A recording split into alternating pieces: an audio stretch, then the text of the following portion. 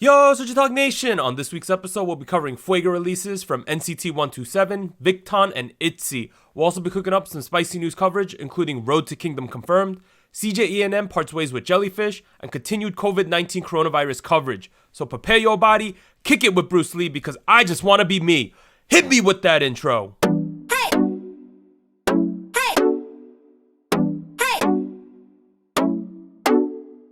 Hey, what's up everyone? This is SojuTalk, your weekly shot of K-pop. We're coming at you with a super spicy episode 77, and we're recording on Monday, March 9th, 2020. I'm Doug, and joining me today, we got Warren. Hey, what's up everybody?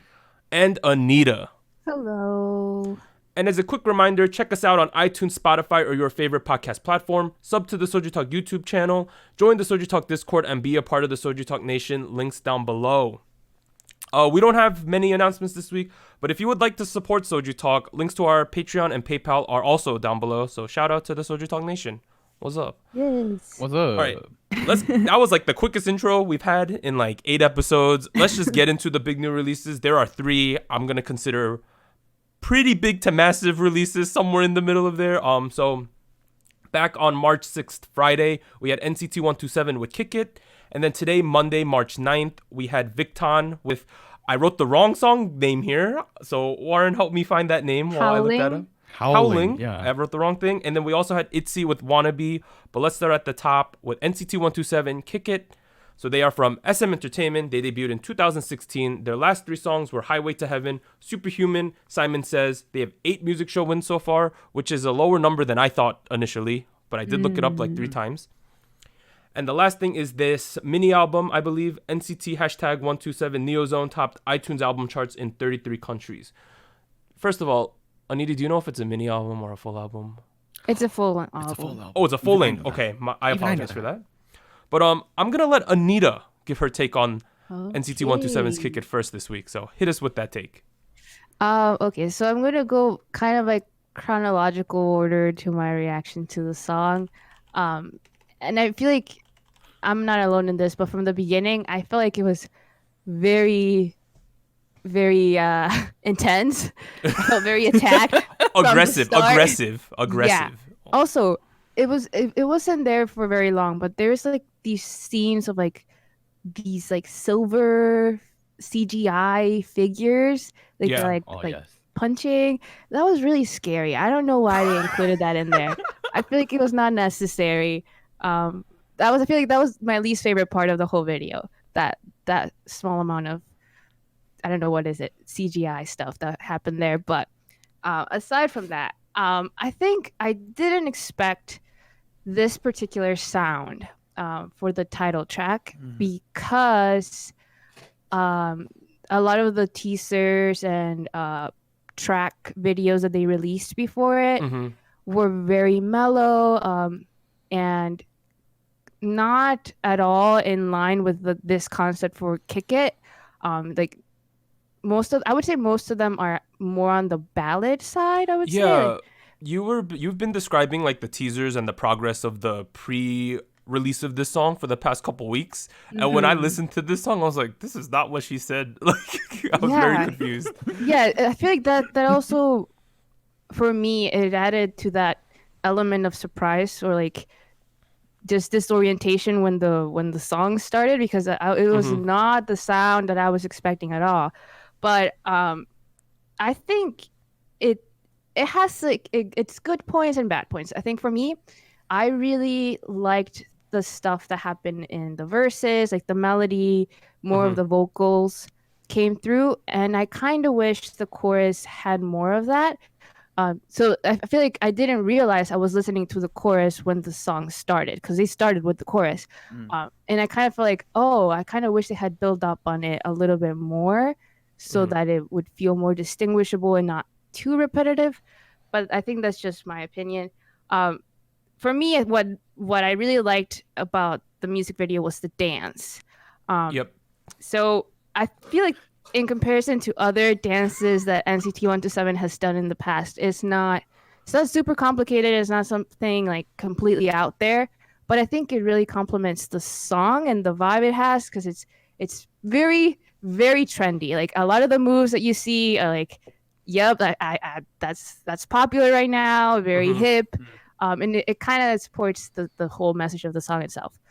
So I feel like the dance was the highlight, not particularly because it was complicated or new, but because it complements the song really well. And I have a feeling I might know who the choreographer is just because of their style, but I'm not sure because so the person I'm thinking of is Scott Forsyth. I think that's how you pronounce his name. I have heard of him before. Yes, he choreographed Simon Says for them before. So they've worked together. I haven't seen anything saying that he's credited for this, but I wouldn't be surprised because I feel like that vibe that I got from the choreo is very much his style. And I don't know. I feel like it would make a lot more sense if it is him, but I'm not sure. Okay. And then go ahead. Okay. Oh no, Anita, I'm glad you have so much to say this week, but I have I a just lot wanted to to know, overall, do you like this or are you just shocked based on what you had expected? I don't know. I feel like it's definitely very, very catchy, and I feel like I will talk about the album as a whole later on, but for me and my general feeling has been of like I'm not necessarily disappointed at all because I feel like this is a very, very good album and a very good title track. It was just not what I was expecting based on the teasers and promotion things that they have done prior, like leading up to this. So it's just a little disorienting, and I also feel like I don't know, it's a mixture of a lot of their previous sounds. So it seems very much NCT like, but it's a very interesting take. And especially like the whole martial arts theme that I was not expecting them to go like that full into. But I don't know, it's interesting. It's interesting for sure. Do you prefer, I'm putting you on the spot here, do you prefer Kick It or Superhuman? For me, sound-wise, I would say Superhuman is more towards that like more techno electric sound that I like. I think I've said it before when it came out, but Superhuman to me sounded something that SHINee could have done as well. So it's that kind of sound that seems like very modern but very clean, but also like has a lot of harmonies and like a lot of vocal lines and high notes. So it seems like just very, very well constructed so that it's not just focused on like the chorus. Like everything flows very well together. So for me, I would prefer Superhuman, but I think Kick It has its good points where it seems like very, how should I say, like very hype, very catchy, especially the chorus. And I do feel like it's still in line with NCT's sound. So I wouldn't say it's completely out of left field. It's just unexpected if you were following along with the stuff that they were releasing as like teasers and stuff. Yeah, I think that's mostly it. It's just a sense of confusion at the moment. Okay. I think I'll go next. Building off of that, my first thing I wrote down was like the best way to describe the song was that it was very NCT. Like you could play this song and be like, all right, this is an NCT song for sure. And I saw a lot of people saying it sounded like a combination of Cherry Bomb and Go. That was something that I saw. Now, the thing I thought was cool was they right off the gate they go hard. They hit you with the chorus instantly, right? It's like this is what we're doing. You know, this is like one of those stank face songs where you got that me mugging look the entire time. You know, I like the chorus. Now I know I do agree though that I wish there was more like a vocal aspect versus like a male chanty thing going on in the chorus. This is but this is that song that you roll up with your crew and you bop. You know what I mean? Squad. This is the squad song. This is a squad song. Straight up. Now, in terms of concepting, clearly they're going for like a Hong Kong action film theme, particularly Bruce Lee movies, right? Of course. I mean, one of the lines is bass kick swinging like I'm Bruce Lee, right? And they mention Bruce Lee like throughout. In terms of the lyrics, though, they're in the yellow and black suits, right? So it's clearly an homage to Bruce Lee. But then they mentioned the wrong Bruce Lee movie. Just wanted to point that out. They mentioned Enter the Dragon, but he wore the yellow and black suits in Game of Death. Just pointing that out. I'm not saying that's a good thing or a bad thing. Yeah. For me, it was so hard hitting that it took me a couple listens to get into it. I was like, I Yeah. agree. Yes. I was like, you just doing this. Like, I don't know. Overall, though, now I do enjoy the song. I think it's great. But at the same time, I'm like, is this that song that we've been talking about NCT needing one to put them over the top? I don't know. That's where I'm a little confused about still. But in terms of the people I liked in this, they gave Johnny a lot of lines finally. I thought that was good. And I was hoping that Warren would finally recognize who Johnny is, because Warren went to a birthday event for Johnny. Do you know who he is? I know. I thought and I noticed and I recognized him. Okay, good. There That was you one of my go. things here. Make sure Warren recognizes Johnny. That was in my notes. Next thing, of course, Mark is doing his thing. As I've said in the past, I think Mark is one of the most well-rounded, overall talented idols right now. I think he does a great job. Clearly evident in this one. And I guess the last point, which I already mentioned, is that we talk about NCT127, how they are from SM. They should be one of the top 3-4 boy groups in the game, right? And they do have good sales numbers, but just something about them doesn't feel like they're a top 4 group. I don't know. Like I want to say yeah, NCT top tier, let's get it, right? On top of the K-pop male group game.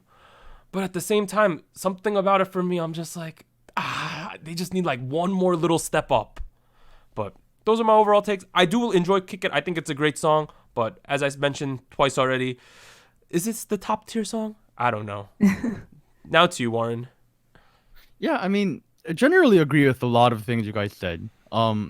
Generally disagree with a couple of things you guys said. Oh. I mean, look, it's another, very top tier SM production song, very well, produced.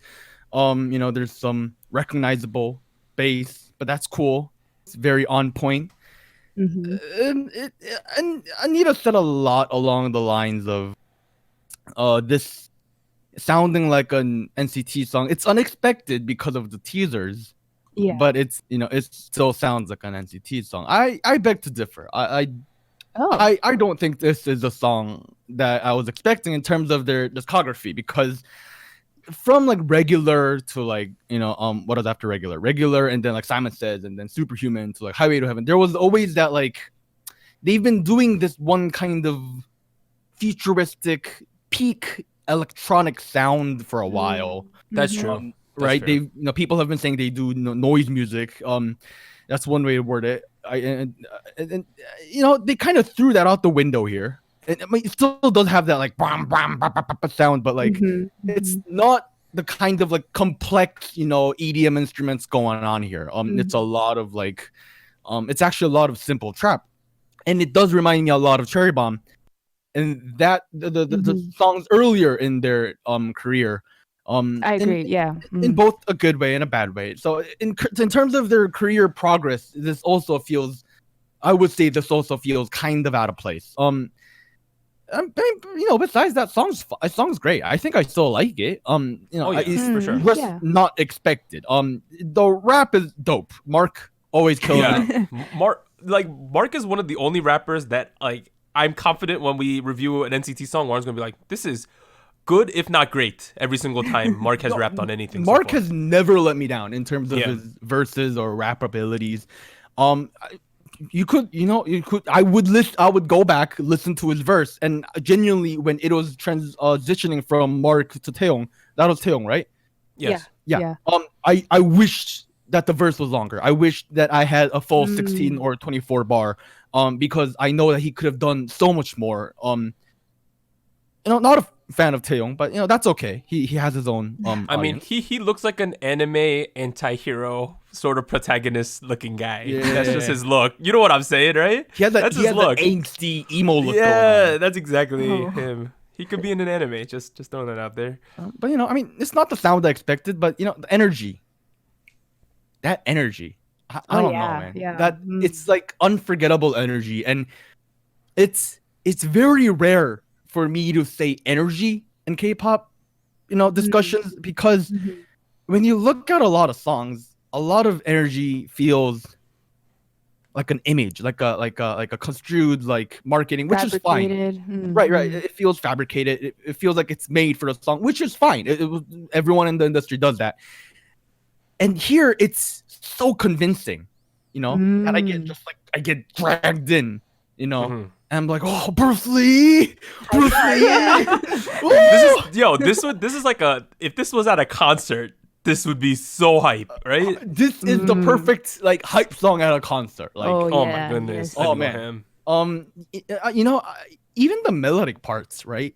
Because the melodic parts is where it kind of calms down. It's like, Yeah. and there's like, and they start singing, Wait, what is it like? I'm not gonna do that again. Rewind if you want to hear it again. Oh my god. Good job. But even then, like, even though it kind of takes a step back and calms down, the bass is still there. That glistening bass, it's like, like I didn't know that bass speak glistening, but Jesus. continue. gliding, Okay, gliding. Okay. And the tension is still there. It doesn't lose that tension, and the flow just keeps going. The dance break happens. Music video wise, it makes sense. Song wise, it also makes sense, which is very rare for a dance break. I mean, would I have preferred one of their recent songs? Kinda. Is this still do I still like it? Yeah, fuck yeah. Sorry, I swore. Yeah. Oh, okay. Oh my Continue. goodness.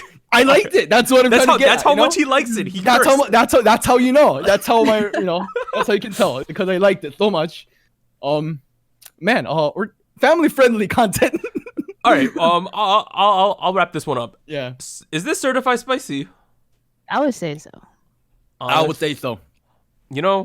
I kind of agree with y'all. Certified There spicy. you go. So congratulations to NCT's 127 Kick It for becoming certified spicy. All right, now let's move on to the next song. So this one came out technically yesterday. They dropped the music video, but we have like daylight saving, so all of the timing's off and stuff. But don't worry about it. But it's supposed to come out today on Monday, March 9th. So we have VICTON's Howling. They are from Play M. They debuted in 2016. Last 3 songs were Nostalgic Night, Time of Sorrow, Remember Me. Only one music show win so far. All right, I'll start with this one. I 1000% prefer this to Nostalgic Night. Dang, that's a lot of zeros right there. 1000%. Number 1, Seungwoo is back from his X1 escapades, I'll say. The man looking sexy. Ward always mentioned Seungwoo as sexy in the same words. He out here squeezing fruits in a somewhat that pomegranate though can get it. You know what I mean? Oh man. That was like the most memorable scene in the whole music video for I me. got scared. You were I thought scared? it was a heart. No, it was a pomegranate. But I really thought it was a heart. okay, but overall, for me, super solid song from VICTON. I almost messed that sentence up, but VICTON's vocal line, really good, I think. I think that's their strongest suit, but additionally, there was a high note. I think his name is Seungshik. That was a crazy high note in the middle of this song. I was really impressed by that. Now, I'm pretty sure Warren's going to say this is another dark music video. I'm pretty sure that's one of his complaints. If you look at my notes, it's already there. Yeah. That's exactly why I said it. But I'm normally the one to complain about the dark music videos. I think this is more of an hazy smolder music video. Hazy smolder. No, I don't know. Whatever. Now, the reason why I'm saying this is more like a hazy smolder is because this was a lot more angsty than the True. Shadow music videos. Now, because like when we think of the Shadow music videos, I'm thinking more of like black-red theming. This was more like a black muted blue tones. Yeah. Neutral colors. Now, I might be just like picking through fine hairs here, but I probably am. Yeah. You are. There was a scene in this music video with a member, I believe his name is Chan, with like the gold floor. That was beautiful. That was the I best love scene in that the whole scene. music video. Other than the pomegranate squeezing, I already mentioned those are my 2 favorite scenes. The gold floor scene I thought was cool. Anita's Now- so turned off every time you mention the pomegranate. Now, here's the thing. Normally with these dark songs, we would expect the chorus to hit really hard, right? This one didn't hit as hard as the other Shadow songs, I thought. It went to like a more melodic thing, which I really enjoyed. And my last point is, I hope that VICTON gets a boost in popularity now that everyone is back, similar to New West did. Because I think that VICTON is critically underrated. I checked out the views for this music video. Like, I think it's only at like 300,000. I know we're only in the first like 30 hours of it, but like with a lot of these more popular groups, they rack up millions of views, right? So Yeah. please at least go support VICTON a little bit and check out Howling. But Next, I'm gonna give the mic to Anita. What did you think of VICTON's Okay. Howling? Well, first off, I was gonna mention that scene with the spotlight and the gold around it because that was so pretty. The lighting was so nice. So that was like my favorite scene of the whole music video. I did not like the pomegranate scene because I thought it was a heart that my he was goodness. holding. So I did a double take. I thought it was bleeding and I was really scared. But then it's a pomegranate, so it's fine. But It was a great Um, scene, Anita. My goodness. I disagree. But something that I didn't notice before about VICTON and I think was really interesting highlighted in this song was the rap. Yes. So the rap, I don't remember the member who does it, but it's done like they switched to a scene with like a blue filter, like blue lighting, and then there's like screens around it. And for some reason, I feel like the rap in this song felt like it fit so well that I feel like it could have been a rap song completely. Like if it's somebody else had produced it, it could have just been a rap song. It felt like the beat and the melody was very like in sync with it. Like I didn't feel like it was just an addition. It felt like it was really well incorporated into the song. So I feel like that was a really cool part. Well, for I'm gonna this point song. out the member's name is Hanse. That's the Hanse. main Okay, rapper. props He's to the, you. Yeah, Mhm. he did a great job. He's the one with the lip ring in the music video. Yes. I wonder if it's a real. Who Anyway. knows? Anyway, something I was afraid of, but I think turned out pretty well was the screen time because with a lot of post-produced groups, they tend to focus on a member that was in the produced series just because they're kind of more recognizable. But I feel like there wasn't any disproportionate amount of screen time towards Seungwoo. And I feel like it kind of was the same as it was before he participated in Produce. So I guess it's kind of equal. I'm not Mhm. sure exactly how much screen time each member got, but it didn't seem like they were pushing him forward as I've seen with other groups. So I think that's pretty good because I think it allows viewers to just get familiar with the whole group instead of just focusing on that one popular member. I love the styling. I love the hair colors that were going on. They all had different hair colors. That Yes. was I that feel was like good. Great choices. All of them had great hair color. It's good because I don't know all the members of VICTON, right? But it made me like trying to figure out who's who a lot easier. Yes. That Yes. was one thing. Yeah, I feel like for me, I like the song. My one problem is that, and it might just be me. My one problem is that for some reason, while I'm listening to it, I feel like yes, this is really really good. But when I'm not, I have a hard time recalling like that kind know- of like catchiness is hard, and You I are don't so know if right. it's just okay. Yeah. I You feel are like so right with that point. like I want to know. Like I remember the music video. Like there's a lot of scenes that are really memorable in there, but the song itself it's hard to remember, and that might be a bad point. I don't know. It might just be like just needing to listen to it a little bit more, but it's a little hard to remember. So it's not too noticeable in my opinion. Okay, great. Warren, what did you think of VICTON's Howling? Anita kind of went through everything I wanted to say. Oh, Okay. Let me try to dig this out. Okay, first of all, it's a nice trap-based pop song. Lots of hip hop influences. Yes. Very stable rap verse, like Anita mentioned. One of the better ones I've heard in a long time. You know, like I say this very frequently, but less is more, less is better. You know, I know that a lot of rappers only get 4 bars and 8 bars, and you know they gotta like put in as much as they can in that given time span. But more often than not, they tend to try to get greedy. They tend to get a little greedy, a little too ambitious, and put in too much tricks and ambitious flows to the point where it becomes a little unstable. That doesn't happen here, partially because there was a lot of rap to begin with, but partially because there is a very noticeable rhyme structure and a very like stable rhyme flow structure that's one might argue it's a little cliche.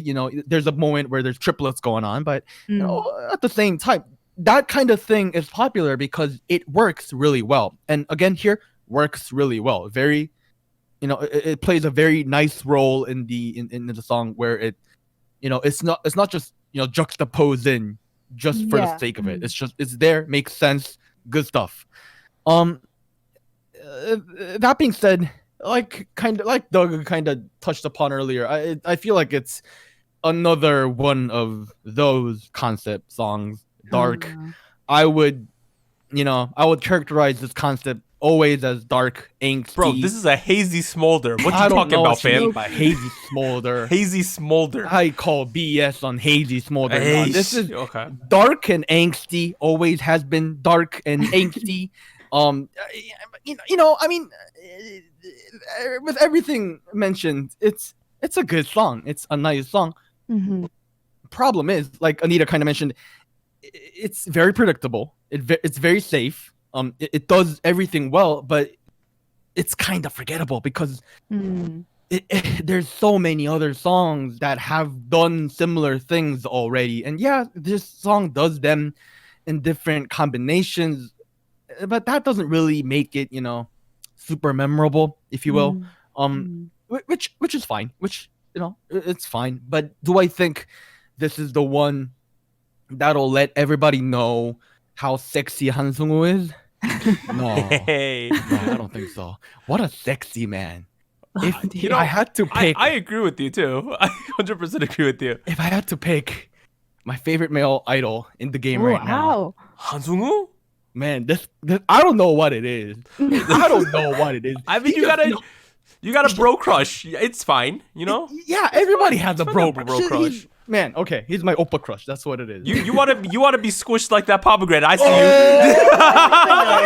you. Okay, it's me. Just like the pomegranate. A couple more things. There's like a couple points in the music video. I know I don't talk about my music video often, but there's a couple points in the music video where like there's like two members and they're all just like rotating, and the two of them are rotating like they're like statues, like you know how statues rotate, like what kind of statues do you have that rotate?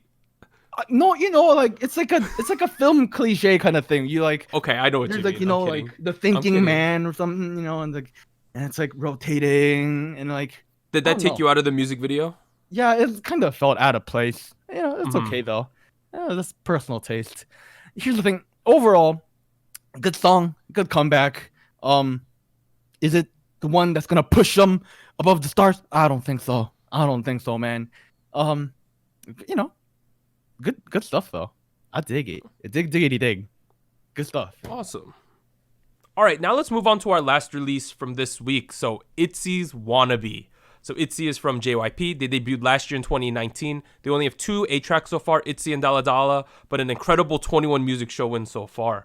And before we talk about the song, this was written, composed, and produced by Galactica, who previously worked with the group on their debut song, Dala Dala. Since when did you start looking at credits? It was in the article I read. Oh, never mind. But we're going to let Warren give his takes on Wannabe first. So go ahead. Oh, that was a sigh. I don't know. I mean, let's begin here. I didn't dislike the song. Okay. I didn't. I don't hate every song I listen. That song's good. I like it. It's mostly deep house. Lots of house inspired drums. I didn't expect that. The song began with like this mallet thing, like dang dang dang dang dang dang dang dang dang dang, and I thought we were gonna get like some like elegant energy, like kind of like Red Velvet vibes. But no, then it started doing its electronic house thing, and I was like, oh, okay, we're doing this again. And it's not a good thing when I say, oh, we're doing this again, because it means we're doing the same thing again, which is fine. We are listening to pop music, but at the same time, if you think about the discography, it doesn't really quite make sense for them to do the same thing 3 times. That's how I felt. Overall, it's like we had Dala Dala, we had ITZY, which expanded upon the concept. This took the same thing, didn't really do much. I guess it could have expanded upon it a little bit more. But would I have liked to have seen something different? Yeah, kind of. You wish it was Dala Dala? Sorry. Dala Dala and ITZY for me. I don't think I just made a terrible pun there. Keep going. I don't know what you did. Okay. Different. Oh my goodness, I get it. Oh my god. Keep going. Keep going. Already. Yeah, I didn't prefer this song particularly over the first two, because a lot of the things that happen in this song already remind me of Dala Dala and ITZY. And I'm thinking, is this better or is this worse? I can't tell. Maybe you like this better. Maybe maybe you're like me, you don't like this better. But I feel like there's not really a reason for them to do the same thing 3 times. That's how I felt. Right. That and that is upon that. I wasn't super a big fan of the instrument choices they went with. There's like acoustic guitars in the verse, the build up, and then there's like electronic guitars in the chorus, and then there's these sound effects that go like like you know what I'm talking about, right? Yeah. And I wasn't a super big fan of that.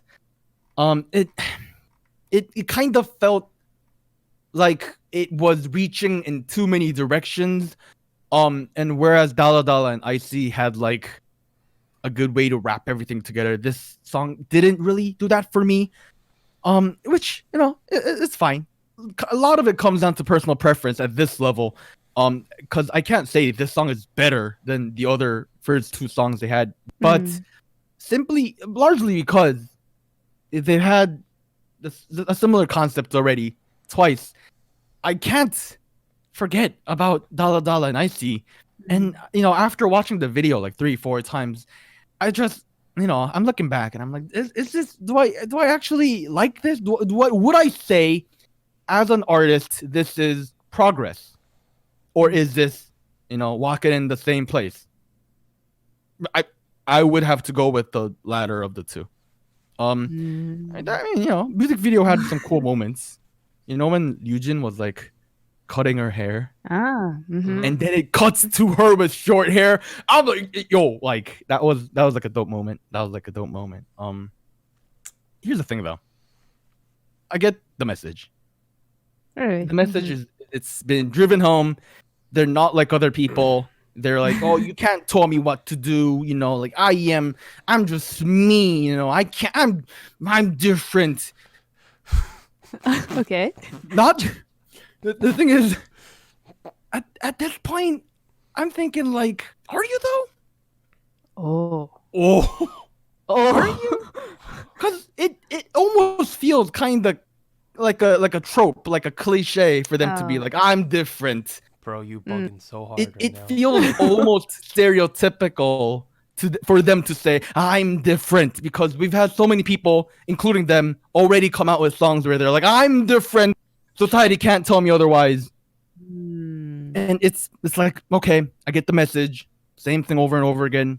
I didn't need to hear it for the 3rd time. But generally it's a fun song. Generally it's a bop. I guess I criticized it a little more than I wanted to, but it's a good song. I like it, but I wouldn't listen to this over Dala Dala and ITZY, and I think that said something. Swag. You are Thank you for so coming to my TED wrong Talk. in your takes, sir. Doug's about to go off. Doug's about Alright. to just rip me apart.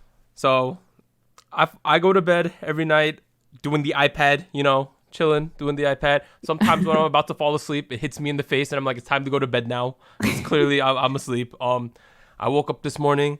I played that ITZY Wannabe song, and You messed up your sound I effect. messed up, but the heavens parted. JYP blessed me with this music video, and I was like, congratulations on your 2nd child. May the K-pop gods bless you and your agency. And I messed up the sound effects, so this is gonna be awkward. It's okay. But okay. I do like turtles. That is the thing. But for me, What do you mean 2nd child? he had a 2nd child. Announced it yesterday. Oh, like an actual child. Yes. Oh my goodness! Congratulations, Mr. JYP. This is for me 100% my favorite ITZY song. Oh. I'll say why. Interesting.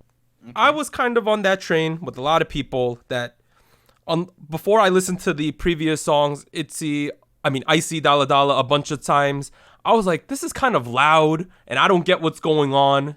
Like, how we called them like the start of the noise music. I think that was the term we were going for. I don't remember. It was an existing genre, and then they Yeah. made it theirs per se. Regardless, though, this follows a little bit more traditional K-pop trajectory. This song, I don't know if that's the right word. Definitely is more like a traditional K-pop song. And I think that they've hit a perfect balance between the previous songs and just a straight K-pop song. And I think this is it. I think they've hit the sweet spot. Now, let me talk about someone. Shin Ryujin, aka Joanne, her English name. That's her English name. Absolutely wrecked me with this comeback. Now, you know I'm a hardcore Yeji stan, right? Yeji's my kid in this group. But Ryujin, oh my goodness. If ITZY was Yuna's era and Dala Dala was Yeji's, we are now living in Joanne's world.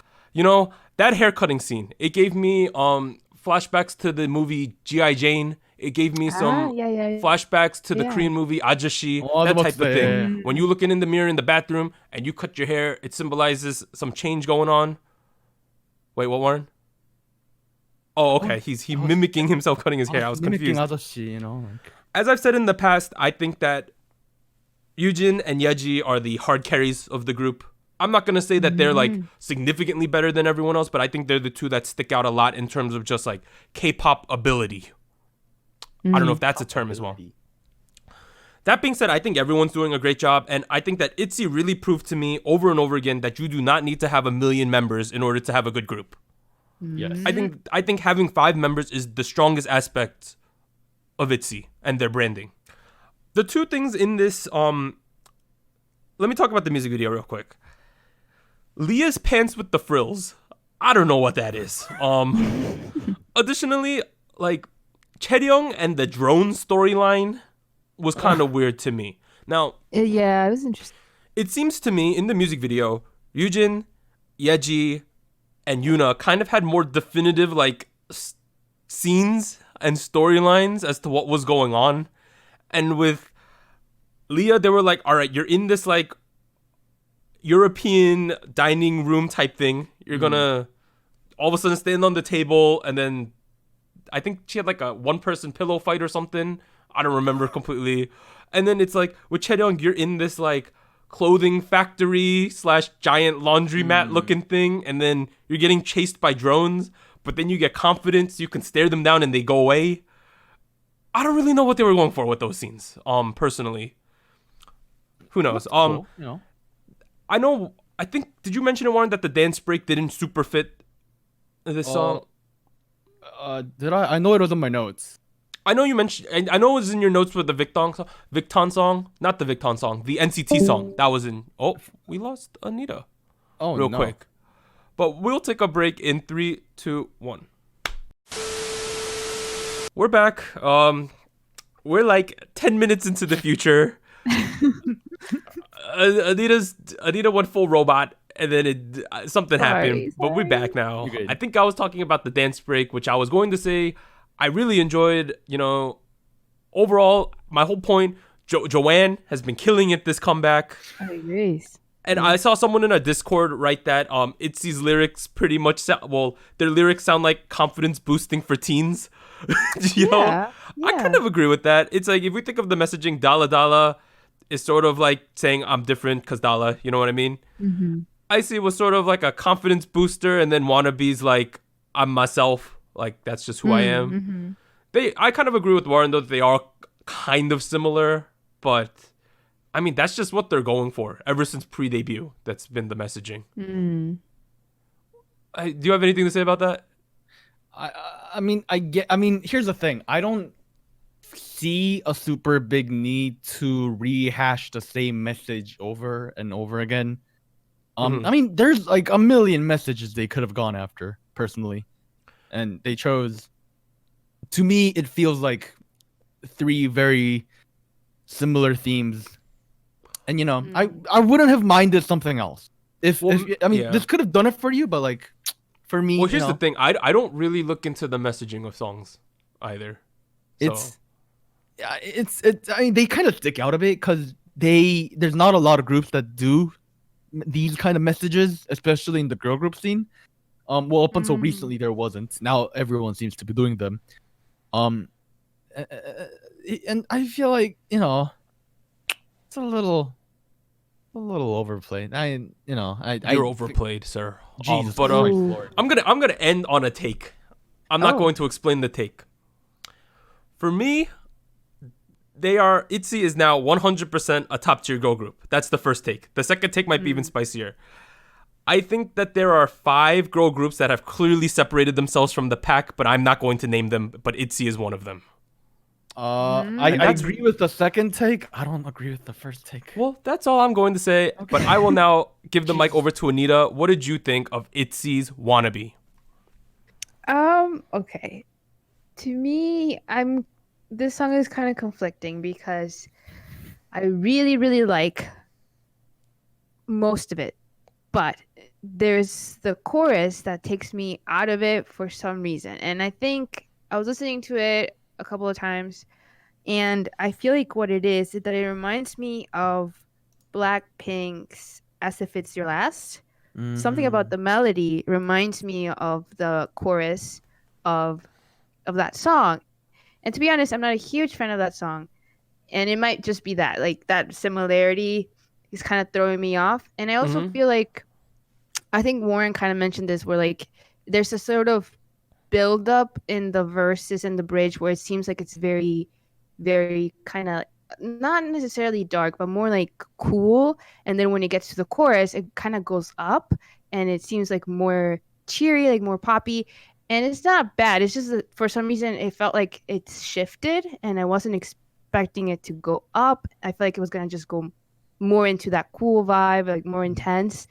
And it didn't. So for me, I love the build up. I love the build up. And I feel like to me, that kind of saved the song for me. So I would still listen to this, even if I'm not a fan of the chorus. But the chorus did take me out itself for some reason. I would also say... I want to say something. There are so many people with this comeback comparing ITZY to Blackpink. I'm not going to make a judgment on that comparison. But because I think if we think about groups that are similar to each other, you can find some similarities between ITZY and Blackpink. I think for sure. Mm-hmm.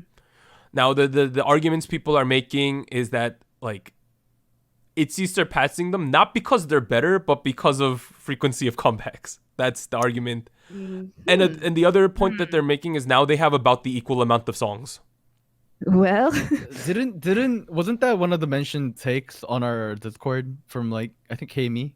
Yeah, this morning. Yeah, I don't disagree with it. I mean, maybe in the future we'll cover that take, the comparison between ITZY and Blackpink, but it is obviously food for thought, and it's only a result of YG not giving them comebacks. It's not anything Blackpink has done themselves. But Anita, keep going. Yeah, well, to be honest, I do see the similarities. I just feel like for me, I don't think ITZY has had like a sound that was similar to Blackpink up until this point, and it's just that chorus part that reminded me of that song. But my highlight for the video and the song itself was the dancing. So I feel like ITZY, for some reason, it has like great like breakdowns. Like the energy is really, really nice. I like their choreography. I feel like they have a good mixture of catchy moves, like very trendy moves, but also like very intense, powerful moves, and they mixed it in really well. So I thought that was a highlight. Oh, did Anita kick out again? Oh no! Oh no! Oh, you're here. You're here. I'm here. Did I cut out? Yeah, a little bit, but you can keep going. Where? I don't remember exactly. Oh, okay. Well, I was just going off about the dancing because I think it was really, really well done. I feel like I don't know if this was cut off, but I always think that ITZY does a good combination of doing like very trendy, like more feminine moves, but still being very powerful. Mm-hmm. So I thought that was definitely a plus in this comeback. I also agree, Ryujin and Yeji really, I don't know, I feel like for some reason the styling they had for this comeback was really, really nice. Yo, Yeji with her hair down. Underrated. Yes. Oh my goodness. I hope they style it like that for a lot of the live performances, because when I saw like their showcase performance and it wasn't like that, and I was a little disappointed. The showcase, I first thought that Yeji was Yuna because the hair color. Right, and then right. Yuna had bangs, which was a little bit confusing Yeah. as well. Because, like, normally when you see a comeback showcase, they generally look exactly like they did in the music video, right? So that was a little bit interesting to me, but I digress. But shout out to How to Train Your Dragon. You know what I mean. Oh my goodness. Do you Yeah, got but I any feel like- closing takes about this song, Anita? No, I feel like my feelings about the chorus kind of sum it up where I feel like I like the song for the most part. It's just certain parts where like it kind of took me out and like I wasn't expecting it to change directions in a particular way. So it's not, I wouldn't say it's my favorite ITZY song they've released so far, but I do feel like there were, I mean, now knowing that the same producer or like writer was involved as Dala Dala, I do feel like there were parts that were similar, but it was like that. I don't know. For some reason, I have a problem with that chorus. That chorus just bothered me a little bit. You know how the chorus is kind of in two parts? Was it the problem with the first part or the second part? I think it's the first part because The it first has. part? Okay. It's that melody that sounds a lot like the chorus of "As If It's Your Last," You're kind of right. and I don't know. There's something about it, but it's still a good song. I feel like as I said, like the energy, like the dance and the styling is so good that I feel like I would still listen to this. I would still watch the performances. Okay, well, I think it's completely unfortunate that this is not going to get certified spicy. I think Oh, Yeah. very depressed still about good. that. It's still a really good song though. But as with all K-pop, you are completely entitled to your own opinions. Lastly, Taeyeon was supposed to release a song called Happy today, but we regretfully report that her father passed away early this morning on March 9th due to a heart attack. So Happy is going to be postponed for the time being. So condolence to Taeyeon, her family, Yes. and the SM family. But other songs that were released this week that we're not going to cover in detail. So BTS released an official music video for Black Swan. Oh wow. So from what I was told, this was a complete surprise for everyone. No one knew that this was going to happen. And I believe this one was filmed in like a theater in Los Angeles. So this is a departure from the Black Swan art film that we got first. So this is more of the, like, you know how before we were talking about the art film version and the Spotify version? This is the version of the song that's on the album itself. So trap version. Yeah, and it includes the members of the group actually. So the other two music videos I want to point out was AB6's Youngmin released his solo music video for Breakup, and then Alexa had a music video for Do or Die. So those are the other releases we want to mention. Cool beans. But now, Anita, hit us with them show winners. All right. Well, there are only 2 winners for this past week. And they were once again IZ*ONE and BTS. So IZ*ONE's Fiesta won the show on Tuesday, putting them with 4 total wins so far. And BTS swept up the awards for the rest of the week. So they won the show champion on Wednesday, M Countdown on Thursday, Music Bank on Friday, Show Music Core on Saturday, and Inkigayo on Sunday. So their total wins for On so far is 8. Before we move on, you remember last week how I was saying like IZ*ONE will not win another award? Oh, you were wrong. I was One so more. wrong. So they won on the show. We got 4 wins, which is There you respectable. go. It's like even for, so let's see. Let me make some stupid predictions that could be broken again next week. Okay. I think BTS will continue to win some awards until course, yes. we get some for ITZY and NCT. That's my. I don't know if they're. see, I don't we'll think see. ITZY and NCT will be candidates this week, but starting next week, I think they have a pretty good shot to win some. All right. Now let's move on to hot takes with Harold. So in this segment, Cousin Harold's gonna come on and give his weekly hot take, and the crew will react and discuss the hot take. All right, I'll go get Harold. Oh my man, I wonder if Harold also got a haircut. You know, because Doug got a haircut. Maybe they both got the haircut at the same place. You know, they go together. Same. Yeah, you know, Same. they always have the same haircut. There you For go. your Oh, for your there you go. information, Doug cuts his own hair, and would I Oh. let his dirty hands touch my hair? Hell no. Christ, man. But such the a- weekly hot take is, although fans say that certain idols should, quote unquote, leave the company, oftentimes idols are already in their best possible situation. Boom. See y'all next week. See ya, man. Bye. What an angry man. Why is he always so salty? What's wrong with him? All right, that was Harold. I heard from across the room that he was like, I can't touch his dirty, my hands can't touch his dirty hair. But in reality, my clean hands don't want to touch his dirty hair. So you can get it, Harold. Doug, your hands are clean, right? You know? Of course. Clean hands gain coronavirus. Let's exactly.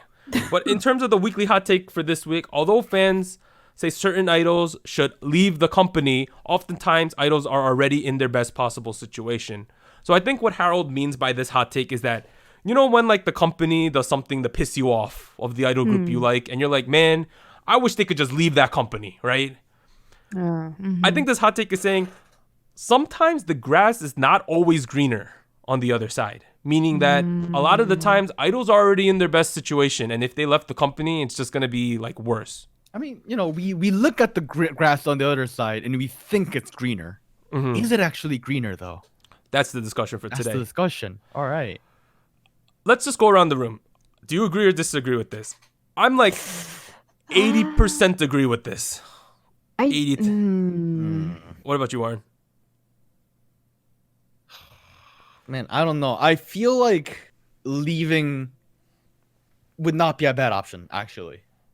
I think, I feel like it sometimes comes to a case by case basis, because I can think of some situations or some circumstances where I feel like the best outcome has come about through leaving a company, but it's difficult to say. Yeah, so I'll start off then. Yeah. The reason why I think that this holds true is that there is not much precedent for, I'm talking like debuted idols, right? To leave a company or leave a group and then wind up in a significantly better situation. Okay, that's a good point. Like, already debuted artists. Yeah, because Anita, hit us with the counterpoint first that you were going to make, because we talked about this a little. Yeah, I was thinking about some trainees, particularly people that were on Treasure Box, the YG reality show, and I would say 2 members from that show that were YG trainees left the company to go to C9 Entertainment, which is now the producer entertainment company that promotes CIX, right? And they're doing very well. I feel like CIX is doing great as a new rookie group. So I feel like, to me, seeing the situation that Treasure is in right now in YG, and like that, I guess that hold off that they had for almost like over a year, I would say. I feel like they did all right by making that decision. Okay, so let's talk about this more, because like I think it's a different discussion for trainees than it is idols, right? Because most trainees and most of your favorite idols were trainees at like other companies, right? Oftentimes the case. Like we know Chungha was at JYP. If she was at JYP, her trajectory maybe would have been to make it in a group, right? But now that she's at MNH, she's like a preeminent solo artist, and that's obviously a come up for her, right? But like for existing idols, if we think about it, for me at least, when I just think about a surface level, when idols leave companies, there's 2 scenarios. Either they're so big and popular already where they're like, they can still make it, right? I'm talking like a Hyuna moving to Psy's record label, right? Or like Beast, Highlight, formerly known as Beast, making their own company. Yeah. That's a situation where, they could leave the company, do their own thing, still be successful, right? But if we think about like your average idol, right? I'm not talking like a mega celebrity or a mega star idol. A lot of the times you're in your best situation, right? It might be hard. Like I don't see many cases where if you're not a megastar, you end up in like a way better situation. Normally, a lot of the times, I would say the majority of the time, you just like disappear into the idol abyss. Sadly, it's true though. It's the unfortunate truth. Now, am I saying you should stick it out and be in a terrible situation? Oh hell no, right? Because like we know that sometimes agencies do really shady things, right? That is absolutely a given. Now, and we know that a vast majority of idols don't make a lot of money, right? So I think a lot of the times these idols who do end up leaving companies just like quit the idol life as a whole. So, Warren, you want to say something? Yeah, I mean, no, I kind of want to think about it this way though, right? let's say you've been a great idol. You know, you've been to Inkigayo, you've gone to the music show awards, you've got a couple trophies in your closet. Cool. You know, you've spent 7 years at one company, and usually 7 years is about usually when the contract wraps up. Right. What do you do next? You can stay at your company, or you can go to a different company. Why do they usually go at a different company? Because they're not satisfied with the new contract deals, or they think they deserve better.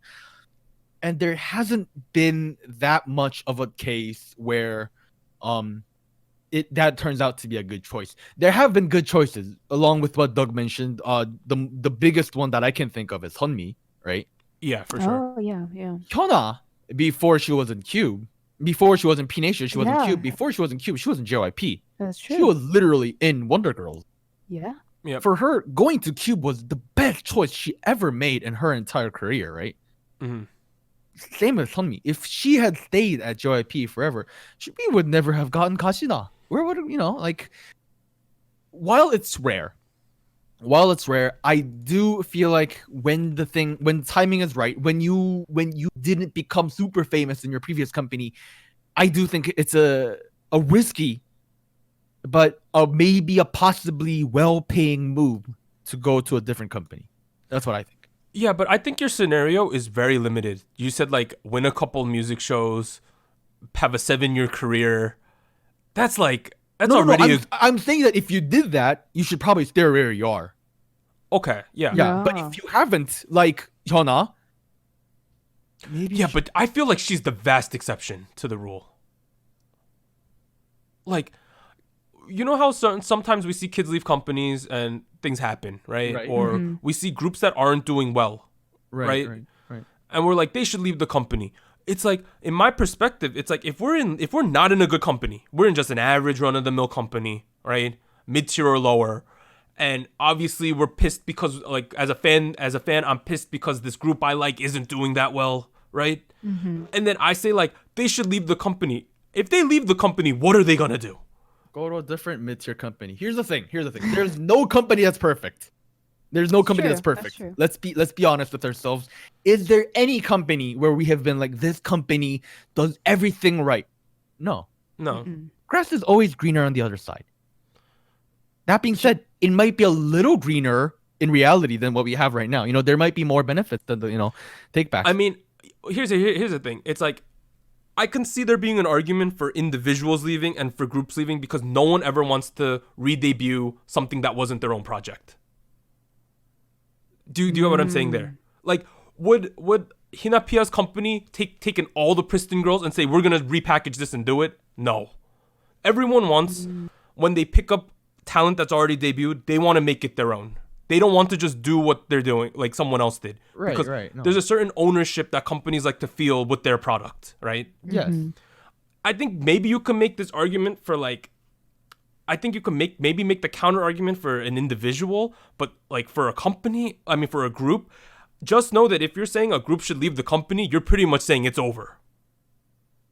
I guess I guess if we're talking about groups exclusively, there's never been like, unless they made their own album, I don't think there's ever been like a full group that has like left. Maybe there is an example, but I can't think of many where a full group left the company, switched the company, and had the same product, like same group. Yeah, but like we can't just forget about solo artists.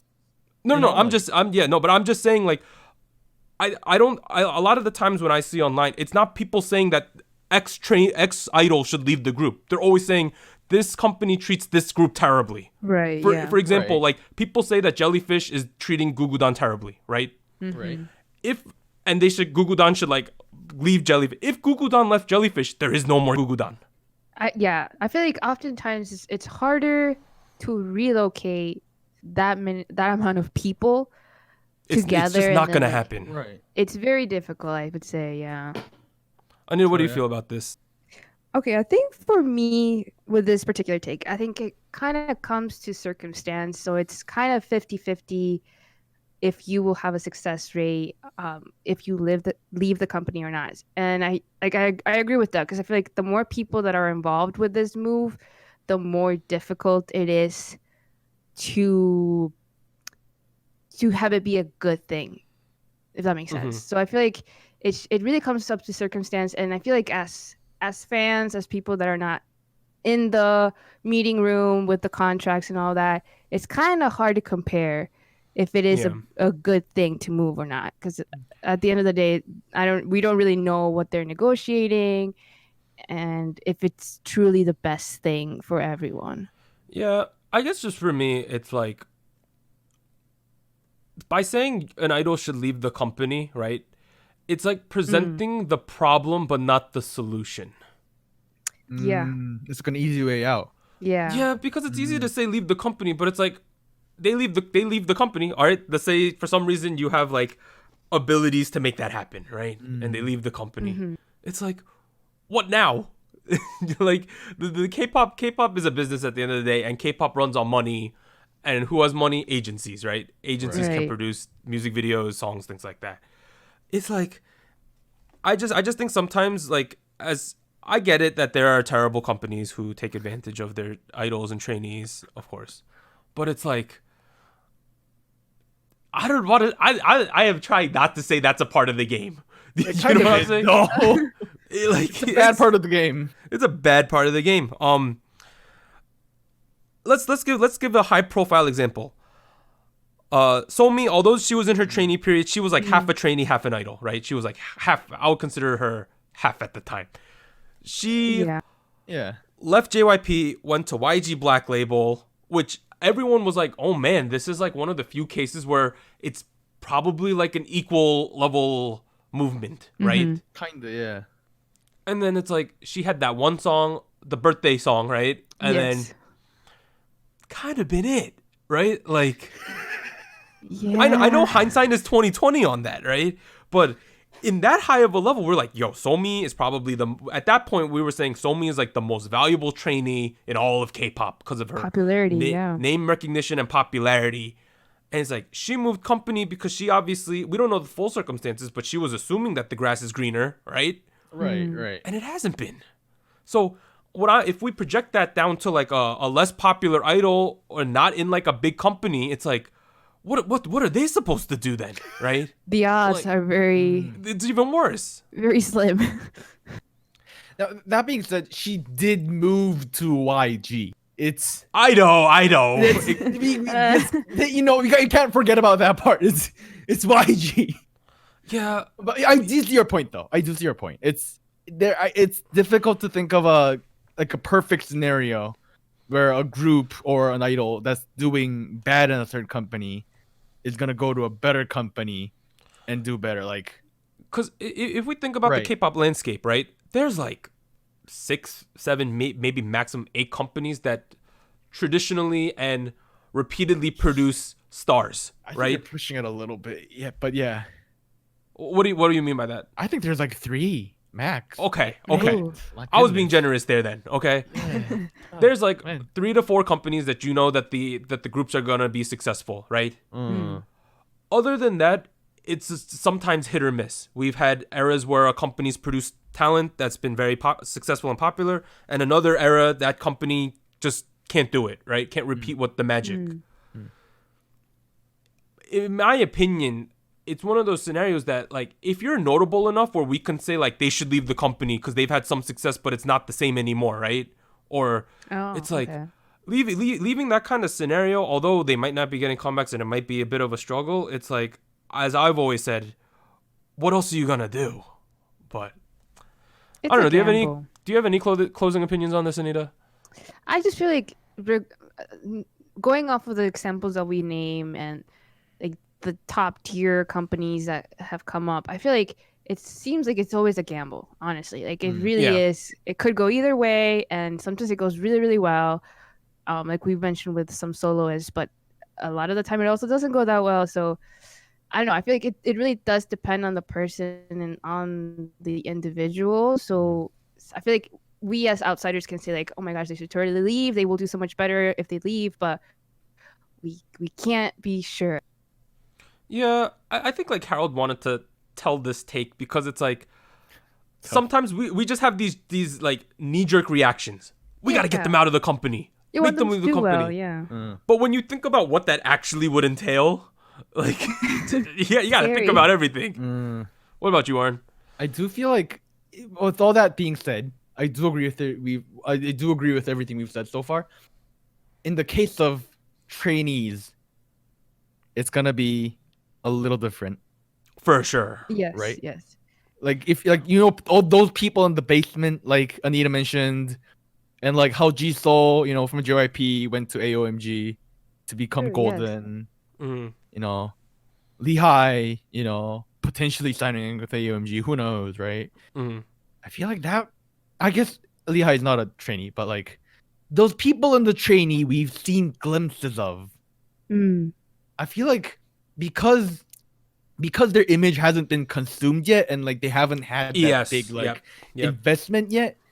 That might if you're a trainee, maybe why not? Like No, you yeah. don't have any stakes It's a little yet. safer, I would say. No, yeah, no. If we do it with trainees, it's one of those things. It's like everyone wants to bring the new product, right? This is what we have.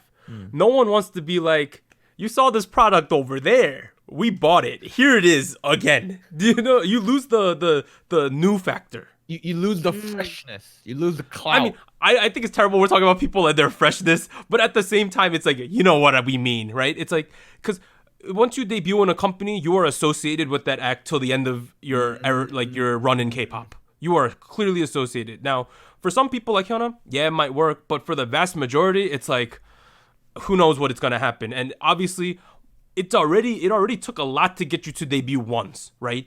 And you're gonna have to restart and start at ground zero again. That's a little Might be a bit difficult. of a struggle, but I thought that was an interesting hot take. We'll cover some more next week. I wonder what Harold has in store for us then. But now let's move on to news and events from last week. So the first one, Road to Kingdom confirmed. Mnet's Road to Kingdom will begin filming in late March. The program will feature several lesser-known boy groups that will compete against each other and release music on streaming sites simultaneously. The winning group of Road to Kingdom will reportedly receive the opportunity to join the main program, Kingdom, which is scheduled for the second half of the year. Insiders say that the boy groups competing on Road to Kingdom will include On and Off, The Boys, Golden Child, Very Very, 2, which is the winning group from World Class, and other groups. Huh. So this is like the rookie guys. Yes. Like it's like the you guys might not be as good as people in Kingdom yet, so we're gonna put you guys in this tier first, and whoever Yes. makes it So gets to be in the upper tier. the initial reports, like I think a couple months ago, were saying that you could not have won any music shows, but The Yeah. Boys and Golden Child have won That's at what least I one was- award before. That's what I was thinking, yeah.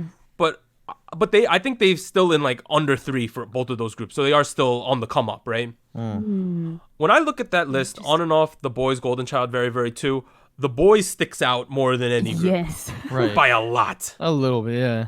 Like, unless they add other groups, it's like it's their show to lose, I would say. Just based on what I think the popularity levels are.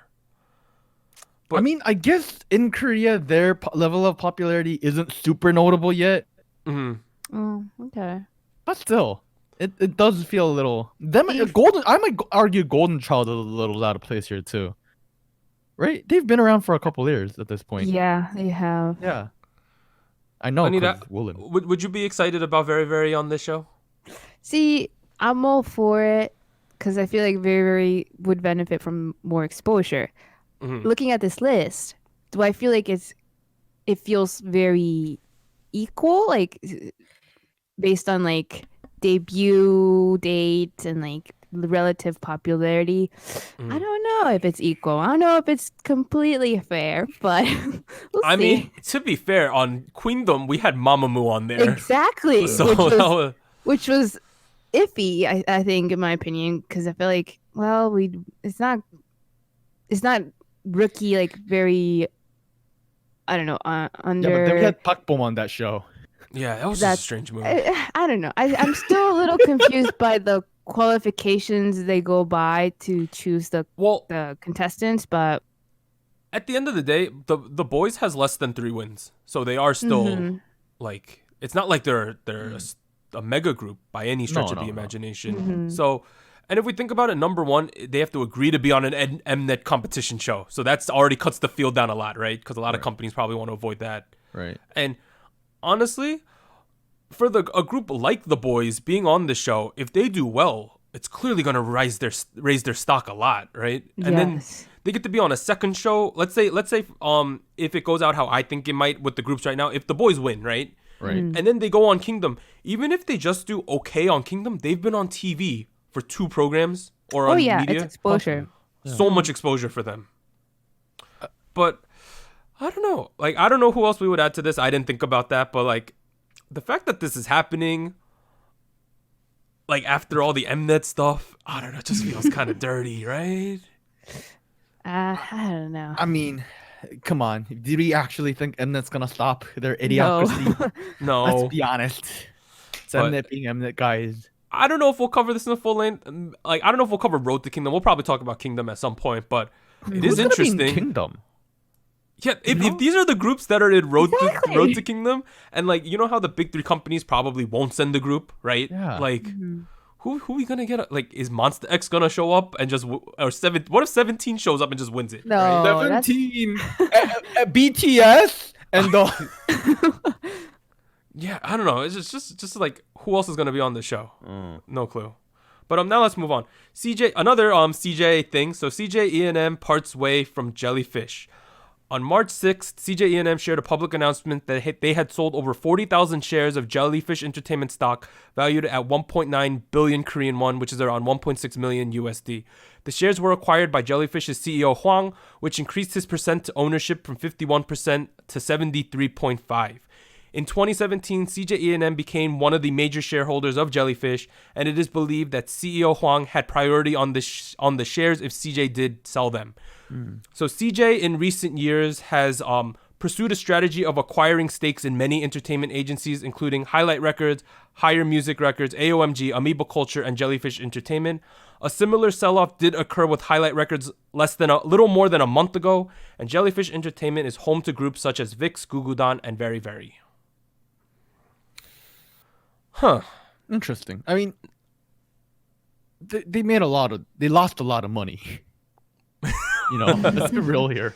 Yeah. Just pure numbers. They lost a lot of money. It's just the facts. It's a little sad, but, you know, I don't blame them.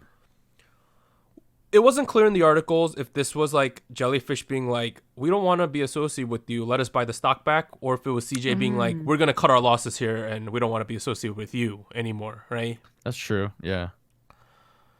But, that being said, our like argument that used to happen that CJ was going to become like a superpower in the game is looking worse and worse over time. Right? Like, look, they didn't sell off everything yet, you know. They still own a big part of this monopoly board. You know, they look, Highlight Records, come on. They never should have bought Highlight Records. That company makes no money, and I'm a rap fan to begin with. Jellyfish, it's a little sad, you know. Yeah. I guess Jellyfish didn't really take advantage of the funds they have, but I mean, you know, you get what you get. They didn't make that much money. Yeah. I don't blame CJ. I feel like this is a big reflection of both CJ and Jellyfish currently. Like, CJ obviously and Mnet and all the terrible things that's happened in the past year, and then Jellyfish is like Very Very's doing, I think, all right. Obviously VIX, some of the members are in the military, right? It's like a weird time for them. And then Gugudan, Sejong's getting a solo release, but Gugudan's still been missing more than a year, right? Yeah. It's just not like popping at Jellyfish. And it's like a reflection of both of these companies, I would say. All right, I'm gonna. Oh, keep going, Warren. Maybe they both thought they were losing by a part of each other. They both just agreed, and someone's like, one of them was like, "Let's sell," and the other guy was like, you want to do it? Okay, like that might have been it. Like, it's like we were thinking of a socially acceptable way to say it too, right? Like, nah, it's not awkward that you mention it. It's like a breakup where both of you actually agree that it like is good for everyone. But let's move on now. Sad news again. So the continued COVID-19 coronavirus coverage. So the number of coronavirus cases in Korea has risen to a total over 7,400 with 53 reported deaths at the time of this recording. The good thing is the rate of growth is now decreasing in Korea, so that's one positive thing. But as a result, KCON 2020 Japan has been postponed. On March 6th, Mnet announced that we decided to postpone KCON 2020 Japan, which was scheduled to be held from April 3rd to 5th. The decision was made in consideration of the safety of visitor, artists, and the staff participating in the event. We will be discussing the rescheduling at a later time. Additionally, Stray Kids, Super Junior, AB6, and ATEEZ have all canceled or postponed overseas concerts and tour dates during the past week. So I'm not saying the whole tours have been canceled. So Anita, for like ATEEZ, they just canceled the Paris date or postponed it today. Okay. But it seems like more and more of these events are going to be getting canceled going forward due to the global issue with coronavirus. I don't need to give another PSA about washing hands and stuff this week, but Yo, clean hands gang, where are you at? clean hands gang. But one thing I did want to talk about was so you know, for us, most relevant is probably KCON New York, LA, right? Because we're Americans. Right. I want to just talk about the KCON Japan lineups that were supposed to happen, because these lineups were crazy. So the first one, day one, was supposed to be Cherry Bullet, Stray Kids, Astro, Oh My Girl, SF9, From S9, 2, and Ace. Oh my goodness. Already. That's already Amazing. good, right? Already. Day 2, Twice. Day 6, Pentagon, The Boys, Dreamcatcher, Very Very, Everglow, Only One Of, and JO1. Wait, twice? Twice. Oh my That's- goodness. Day 2, man. Day 2 was banana. And then day 3 was supposed to be AB6, IZ*ONE, Luna, One Us, TXT, Nature, DBK, and Infact. Oh my. These lineups were crazy, town. Jesus. Yeah, big L for Nippon right here. I don't know. You know the thing is, like, obviously Japan gets the best KCON lineups because they're closest and it's most Right. convenient. Right. But like, essentially, I think there is like a very strong correlations between the groups that go to Japan and their chances of coming to the United States concerts. Because Oh, really? it means that there's an established relationship with Mnet. Oh, that's not a good thing then. Why is that not a good thing? Because Rocket Punch isn't here. Oh yeah! Oh snap! Do we got No, Golden no, there's still hope. There's still Wait, hope. is Golden Child on these lists? No. I swear, you guys made me hope so hard. Hey, If no, it no, doesn't no. happen, I'm gonna get angry at all of you. It could still happen. It could still happen. I mean, Warren, you could just wear the rocket costume and protest outside of KCON. Outside Jacob Javits Center, be like, "Well, I Yeah. need my Rocket Punch." Regardless, though, it's unfortunate because these were some stacked lineups. Let's move on to quick takes now, though. So the first one, this is weird news. Blackpink is rumored to be featured on one of Lady Gaga's new tracks for her upcoming album. Why? YG Entertainment responded saying, "At the moment, it is difficult to confirm. We plan to give fans who have waited a long time good music and happy news." I can't speak right now, but You good? I'm so caught up because I'm like, yo, why are you featuring on Lady Gaga's music? Where's the Blackpink music? God, oh man, Lady Gaga's album is about to be delayed for another year or so now. Like, YG's curse getting on Lady Gaga. It's just ridiculous. The next one, Pledis Entertainment CEO Han is slated to conclude his role as IZ*ONE's main producer next month. So CEO Han was the main producer on all of IZ*ONE's Korean promotions to date. So we're not saying he's producing the music, but he's in charge of the vision and what's going on with IZ*ONE. And this is not a surprise because IZ*ONE generally practices in Pledis' rooms and things like that. So there was an established relationship. But that being said, it's like IZ*ONE had a really good three promotions in Korea, right? I really wonder what's going to happen next. Are you worried? I'm so worried. Someone Oh, said in the Discord, what if they hire the Japanese head producer? Aki P. Okay, I don't know what's gonna happen. Do you want something similar or do you Yes. want something new? No, I like what we're doing. You want It you want sounds really another one of good. this one. Okay. Yeah. Yeah, we have at maximum 2 to 3 comebacks left. That's like, true. couldn't we have just towed the line for another year? I don't know. Next, in signing news, ITZY will reportedly sign a contract with AOMG, as Warren mentioned previously, although it is not confirmed. Wonder Girls member Lin has signed with Yubin's Real Recognized Real Entertainment. So that's hit him. something. Ooh. Oh yeah, hit him. And next, Chungha has signed with ICM Partners for her non-Asian promotions. They specifically said all the promotions she will have outside of Asia. ICM is one of those global giant agencies. So, I mean, it makes sense for Chungha. She speaks English, right? So, Yes. we'll have to see. Next, in the most ridiculous news possible, UFC fighter Brian Ortega allegedly, well, no, it's pretty much confirmed now. He slapped Jay Park, right? What? He slapped. So, What? Jay My Park, goodness. who served as Chen Sung-jung, who is known as the Korean Zombie in MMA circles. So Jay Park served as his translator during a recent appearance on Ariel Hawani's ESPN show. Just so you know, Ariel Hawani's show is one of the biggest MMA interview shows on TV right now in the United States and globally. So Jay Park was slapped by Brian Ortega on Sunday night at UFC 248 pay-per-view event. So at the event, the incident occurred while Jung, so the Korean Zombie, was in the restroom. And Ortega has gone on the record and stated that he had issues with Jay Park's translation on the show. What? Does the- Brian Ortega speak Korean? No, he's from California. He's the guy in all those Modelo beer commercials, the kind of cringy ones. Okay, he's that guy.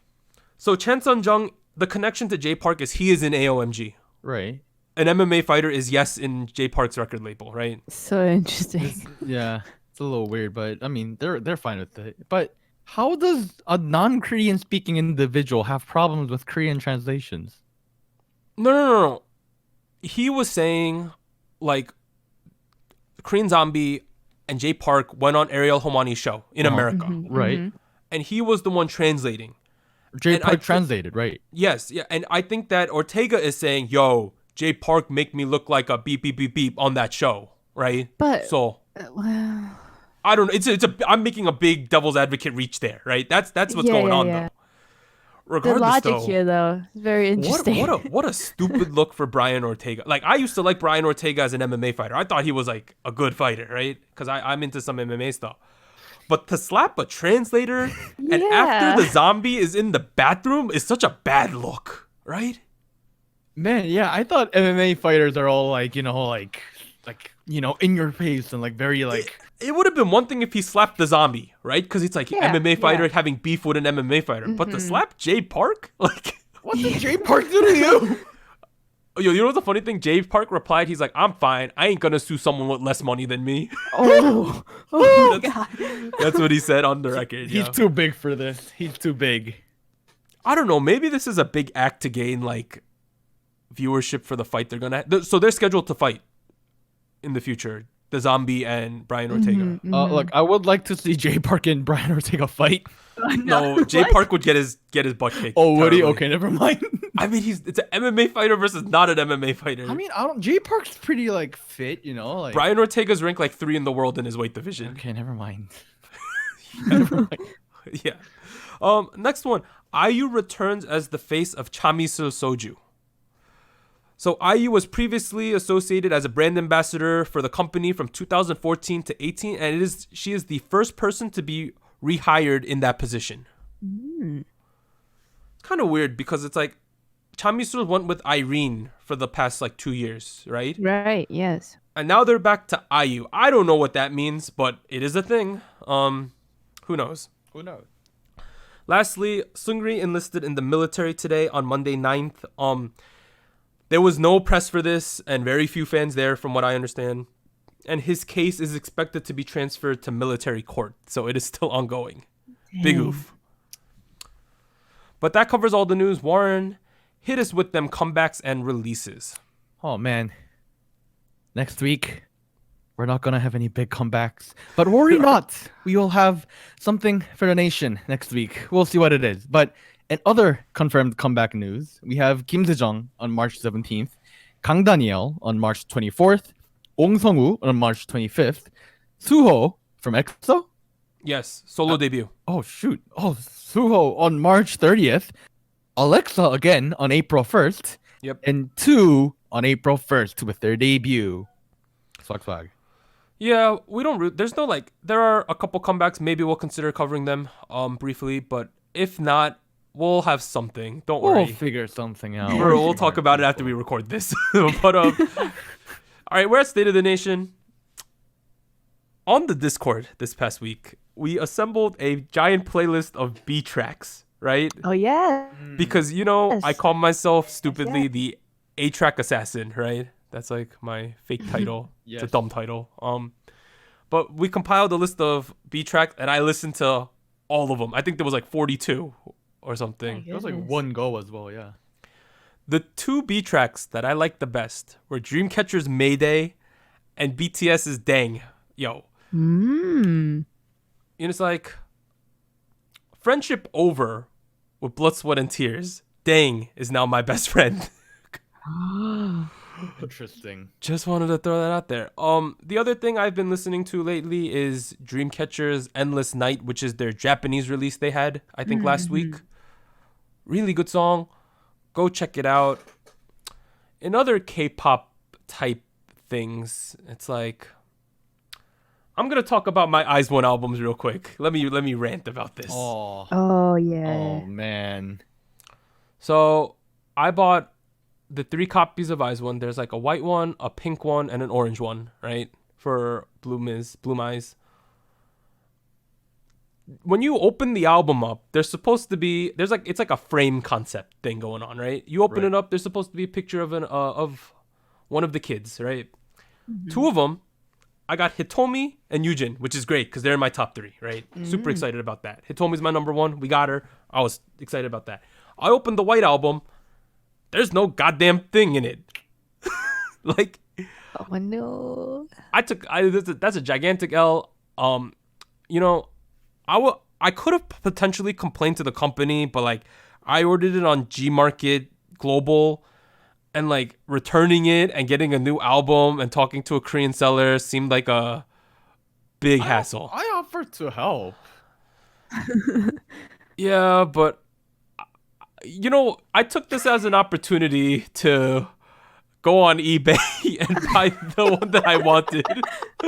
So I bought the Chaewon picture, and it's here now. It looks great on my wall, but like big L. So even though the album is completely sealed and no one's tampered with it, sometimes you take a big L. Just wanted to throw that They out there. forgot. I mean, it's the people who package those things, right? Like, Yeah. I'm so salty about that. How do you forget that? I don't understand still. I don't know. Honestly, other than that, I haven't been doing too much in the world of K-pop. My PSA again, wash your hands, read credible news sources, stay safe, everyone. Yes. Clean Hands Gang. Join. But Warren, what have you been doing in the world of K-pop? It's been a hot week in the world of hip hop and K-hip hop. We had a lot of major album releases. Namely, there was Dun Malik, there was Blank Time of Legit Goons, but 2 of which I can't not mention. One is Upgrade 4 by Swings, and the other is Anybody Out There by DPR Live. Oh, I almost forgot the title right there. Yes. Both albums, whew, especially DPR. I wouldn't say it's like the perfect album, but it's like a really, really good album. It's wonderful track listing, wonderful production, crazy music video as per usual. DPR, it sounds almost cliche to say, but man, he killing it again. Crazy guy. I don't know. It's one of those albums that's a very important part of his career, and you can tell right off the bat. Because he there's this whole plot structure, where he's in space, then he crashes, and he's like, Yeah. "Is anybody out there?" Flashback. I was a kid, and then he he goes through his entire career, and he's like, "I'm famous now. Look at me, my legacy." And you kind of go through the journey with him, and he takes you on the journey with him, and it's like DPR Oppa and me. It's like we're sitting in a car, and not a car, more like a spaceship, more Right. like a rocket, if you will. Oh. And you blast off, and it's a great journey. It's sound wise, it's it's gonna be one of the top tier albums of the year. So go check that out. Swing's album, on the other hand, does completely different things. He apparently produced the entire album by himself. In that, which, you know, for a 17-track album with a 1-hour track listing, incredibly crazy to do. That being said, you know, I do prefer the other Upgrade albums. You know, there was Upgrade 0, Upgrade 3, Upgrade 2, Upgrade the first one, which all were like kind of game changers in the industry. And this one is like, you know, it's all right. Swings is, if it reminds me a lot of his rap style about 10 years ago, where it was a lot more steady, a lot more groovy, instead of like trying to imitate what's trendy. It's like he's back. And it's one of those albums that make me excited about his career again. Whereas, you know, the last couple of years, it's been kind of, and like people would come to me and they'd be like, "Yo, Warren, I heard like Swings is like a really important person in the industry. You know, like I don't really like him. You know, his music just doesn't do it for me." And I would look at them and be like, "Yeah, it doesn't really do much for me either." But you know, I couldn't say much because they kind of had a point. This kind of makes me excited for whatever is next, and then that hasn't happened in a very long time. So cool stuff. Can I ask you a question? Yeah. I was on the YouTubes, as I do. On the YouTubes. I clicked one of my recommended videos. It was of Yumta, my boy Yumta. Hey, Baka. I still have the take that it like looks and sounds painful for him to talk. Like he was talking about, like, I think you mentioned this to me once, like he has a lucrative t-shirt business or something. Oh, right? very much.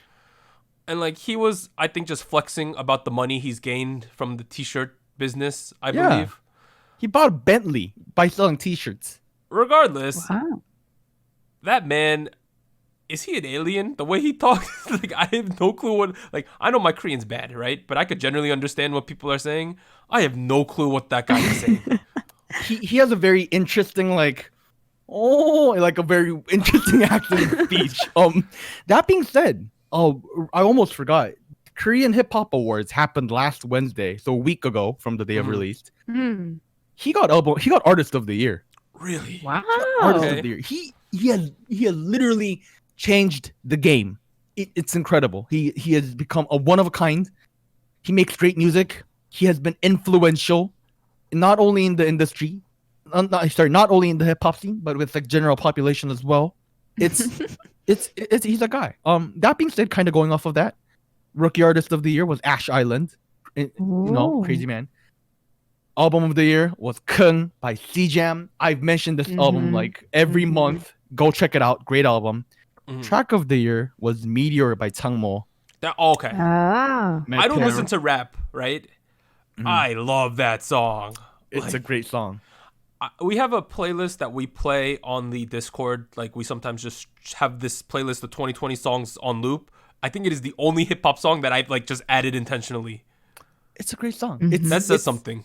It's one of the only songs that's been able to stay on the charts extensively without help from Show Me the Money or like Dingo Freestyle or anything. It's just him. He's there.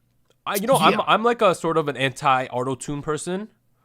That boy can do all the auto-tune he wants all day, every day. I am completely fine with it. Remember when I first made you listen to Seungwoo back in like 17? Yeah. You were like, why is there so much auto-tune? Well, I understand the greatness. Now it's great! It's great. He's a master of it. And though it's not even like he uses the auto-tune as like an instrument, not just to auto-tune. See, that's the thing. Auto-tune, people think auto-tune is only used because they can't sing. And I kind of do that for myself, but like it's a great sound effect for the right kind of sound. So, you know, cool stuff, people. That's all. Are you done? You good? Okay, Anita, give us that NCT127 album mini review. Go. Yes. Okay. So, like I mentioned earlier in the podcast,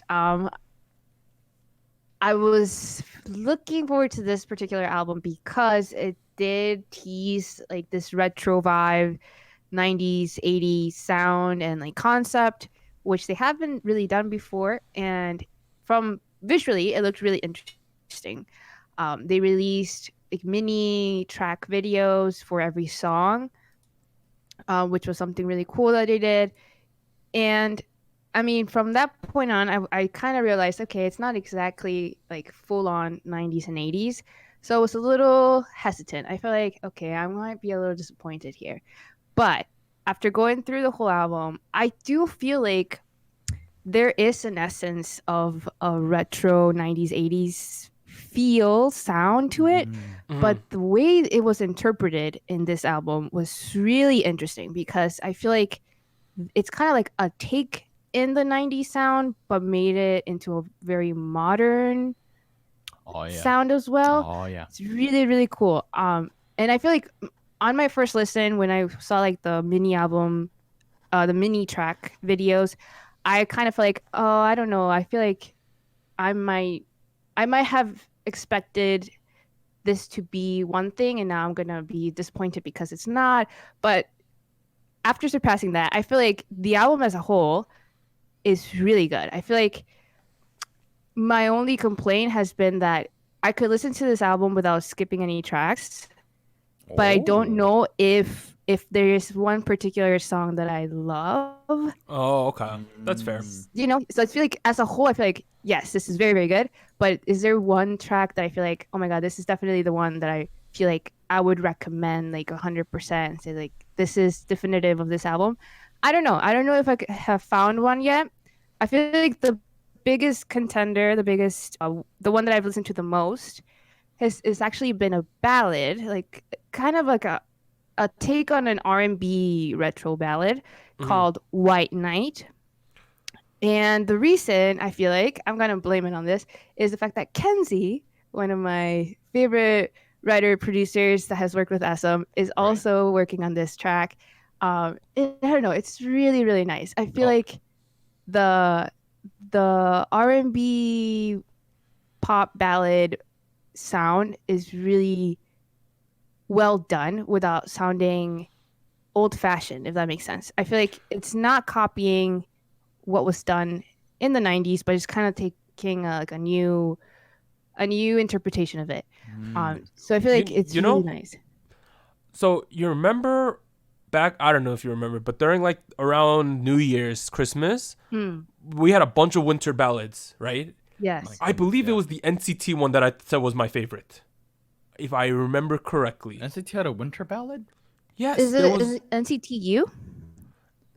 Is this not overlapping at all? No. I feel like it might. It's still, but it was the vocal unit, I believe. So yeah, it was but so this is the whole group though, right? This is the whole group. Yeah, this is 7. So an NCT concert is very interesting because NCTU can have unlimited amount of members and they can switch back and forth. So members do overlap. Okay, let me know if these ones overlap. Taeil, Doyoung, Jaehyun, Haechan. Yes. Okay, so we're good. Okay, so I like the vocal line. Yeah. So, okay, point taken. Boom. Okay. Whew. Yeah, I feel like, to be honest, of course, they're like the more stronger vocals in the group, and all. But I feel like for some reason, White Knight included everyone. So like, there's no rap. There's no need for a rap scene. So everybody, Taeyong, Mark, Johnny, everybody's singing here, and I feel like it really demonstrates, like, I don't know, I feel like I would like to see more tracks where this is done, where like everybody gets their line and it can show off like harmonies and that's a great point. Talent. Yeah, that's a great point, because like oftentimes I feel with ballads, it's like, why did you add this rap verse in the middle of it? It just sometimes takes you out of it, but I kind of like that they're doing that. Although Warren might not like that because, he likes rap, but he doesn't like ballads. If you're doing a ballad, please just do it. Don't rap. My goodness. So if you're going to do it, just do it, right? Just do it. Okay. Like Nike. Oh, I thought we were referencing Shia LaBeouf, but... Oh, well, that too. All right, keep going, Anita. So I think for me at the moment, I feel like that track, White Knight, is still the one that I keep coming back to the most. Another one that I would say kind of leans more to the more retro sound that I was hoping for is called Pandora's Box. So this I feel like even though I'm saying it sounds a little bit retro, it's still very modern. So if I feel like you kind of have to listen for the retro sound to really hear it or to find it prominent in the song, but it's still really nice. I feel like I was not expecting this track to sound this way, and I feel like that's what a lot of the mini videos did. Like they kind of showed some parts of the song, but then when you listen to the full length song in the album, it takes like a whole different turn. So it's really like if you feel like you didn't quite like the song teasers, definitely listen to the full album because some of them take a turn for sure. And the last song I want to suggest people listen to is called Sit Down. And this is the one song where if you saw the teaser mini track video for this song, you might have thought like I did that it was going to be mostly Mark and Taeyong and it was going to be a rap song. The full length song is a little different. I feel like it takes a lot of different turns and the melody changes quite a bit. So like the chorus is still very much what was shown in the mini video, but it's definitely not all like that. So for me, when I listened to the full length song, I kind of thought this could have been an 8-track. I feel like it could have been something along the lines of Kick It if it had been mixed a little differently, but it's really interesting that they decided to go with Kick It after all. So, I am seeing Tommy Straight, the rapper, on the credits for lyrics.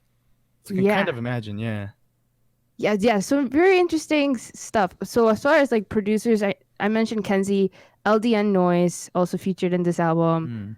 I believe Them Joints, who produced Obsession for EXO, is credited for Kick It, I want to say.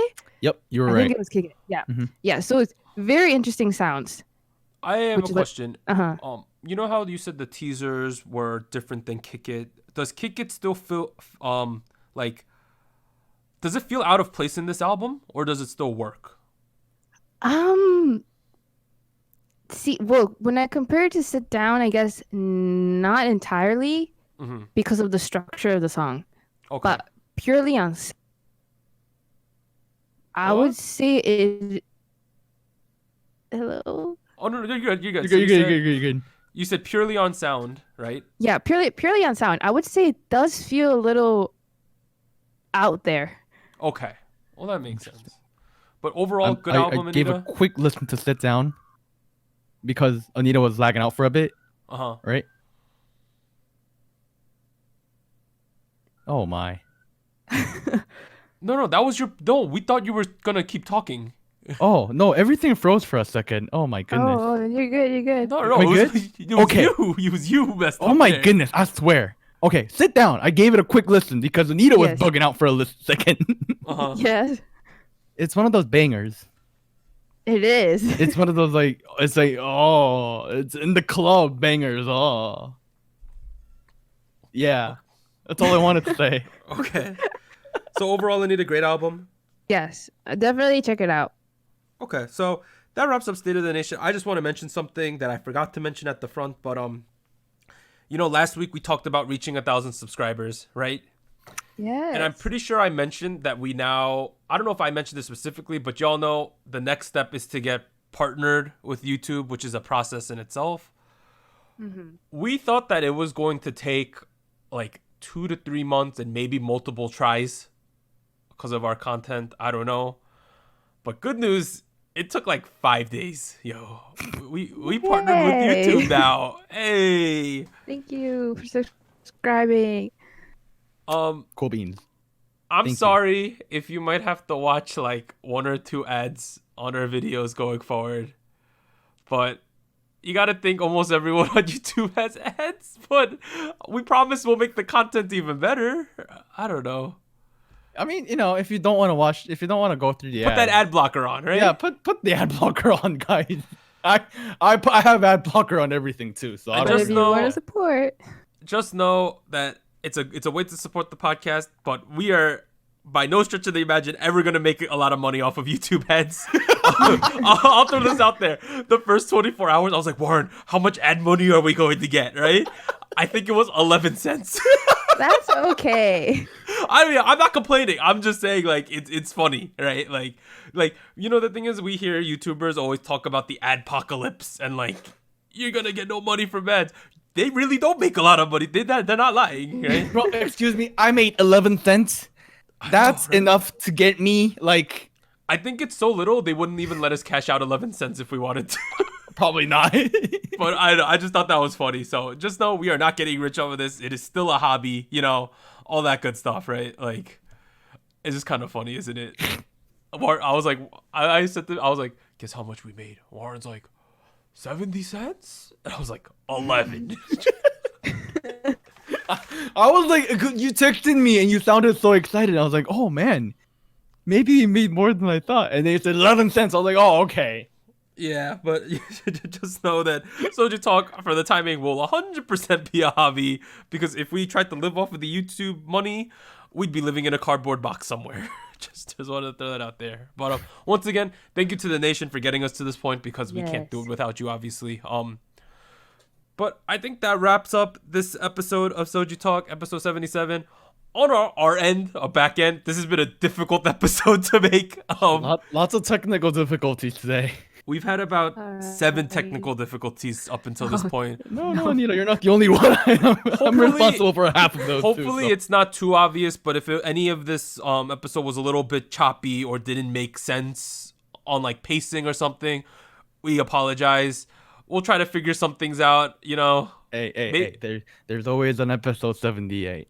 There is an episode 78, Yeah. and we'll have something special at the front. But this has been SojuTalk, your weekly shot of K-pop. I'm Doug. I'd like to thank Warren and Anita for joining me.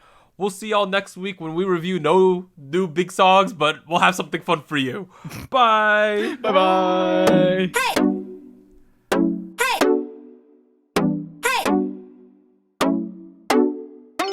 Special shoutouts to our Fiesta patrons: Cypher, Gogu Mama, Jacob, Hana Kima, Jack, Malfiar, NJ Parks, Pure K-pop Sound, Tier, and Wolf297. Thank you for joining SojuTalk, your weekly shot of K-pop. And special thanks to our Discord server mods: Jacob, K-Music Erday, Malfiar, No Bias Nuna, Tuggles, V, and Wolf297.